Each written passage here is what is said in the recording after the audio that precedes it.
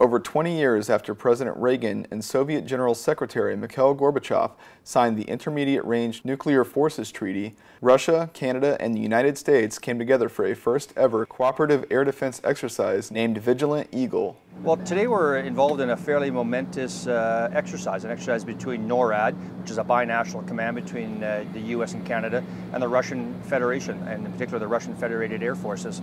So what we're doing right now is we are in a track of interest, we call it. It's an aircraft, G4, in this case a Gulfstream 4, which is simulating a Boeing 757 that's taken off out of Anchorage. It's on its way to the Far East. It's going to transit obviously through U.S. airspace, international airspace, and then into Russian airspace. Soon after departing Anchorage, the G4 aircraft sent a distress signal to the FAA, notifying them that the aircraft had been hijacked. 17-1220 Polar Control, be advised, interceptors have radar contact on you and a climb to 38,000.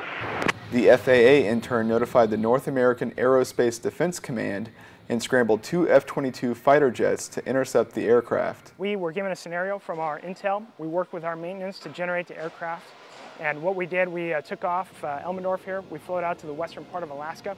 We met a KC-135 tanker who was able to give us some gas to top us off. And then we intercepted and joined alongside fencing 1220, which was a simulated target aircraft. And we executed our hijacking procedures working directly with the NORAD commanders. In this particular case, the aircraft is compliant, which means that it's still following its route.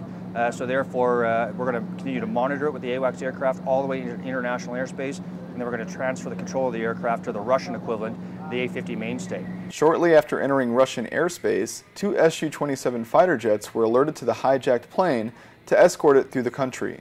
The 2 jets then handed the plane off to a MiG-31 and then back to 2 more Su-27s. I think if this exercise is a success, and we worked very hard on both sides, the Russian and the U.S. side, the NORAD side, to make this work, I think it would be logical that this would be a building block for future cooperation between our two sides. Senior Airman MIKHAIL, Joint Base Elmendorf-Richardson, Alaska.